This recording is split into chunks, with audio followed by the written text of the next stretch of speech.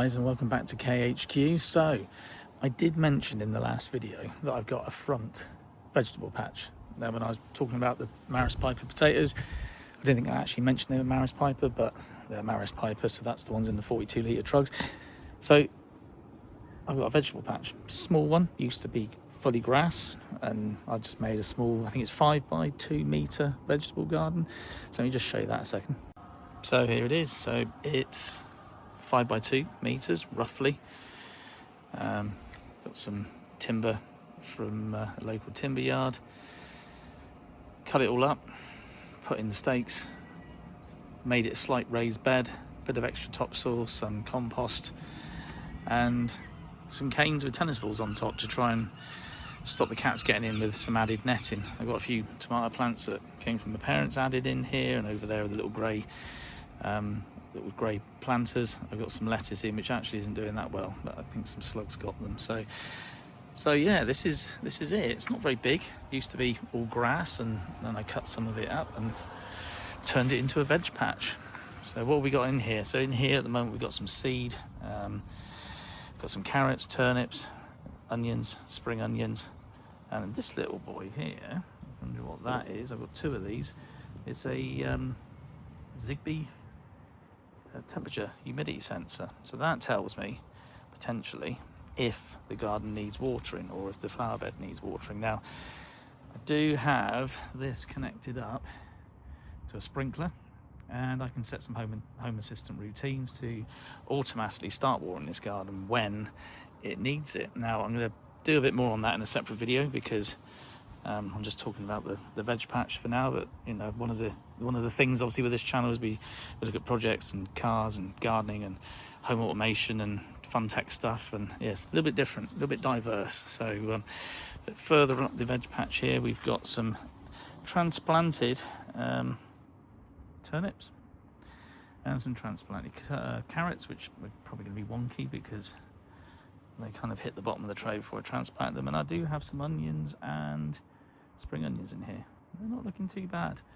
A few slug pellets, don't really like using them, but I could see that things were getting munched a little bit. So I've got some peppers, another one of the Zigbee devices there for looking at the temperature and the humidity, and we've also got some cucumber plants, which I started all this quite late, to be honest, in the year. I did it as a little bit of a project, and it's now turned into something quite big. But I'll keep you updated on this. It's been quite interesting. So yeah, that's the veg patch. And this is the grey containers. I've got some lettuce in, which it's not doing great, to be honest. I did have 6 in here, but they've kind of got munched. I've got some more lettuce in here, which I just seeded a couple of days ago, and it's going to need thinning out, to be fair. But yeah, we'll see how it gets on. One thing I didn't mention actually about the vegetable garden and these little containers, I've actually put nematodes in here. So I got these from, I think it's Nemotaodes Direct, about £20 a packet, do about 10 metres squared. I might have to check that and put something in the video here to make sure I'm actually correct. But you mix up about 12 million nematodes into water.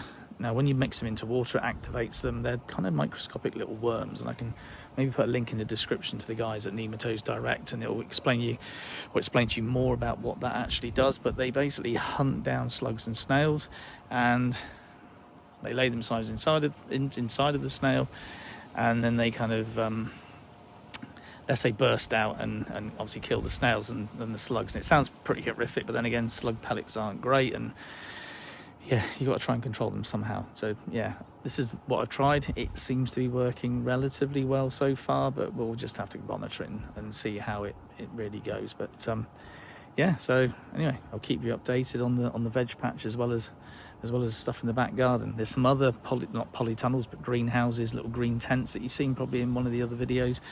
There's some tomato plants in there, some more cucumber plants and pepper plants, that sort of thing. So we'll go into a bit of that as well another day, and I'll post a video about what I've been doing there, how I've done that stuff in there. You know, we're growing the tomatoes from seed, a couple I bought from a garden centre because I didn't think I was going to get anywhere with the seed. But yeah, we'll keep you updated a little bit with that stuff as well. So anyway, thanks for coming back to KHQ. please like, share, subscribe, and oh yeah, didn't I say it last time? Hit that notification bell as well, and you won't miss any of our latest videos. Right, catch you later, guys. Cheers.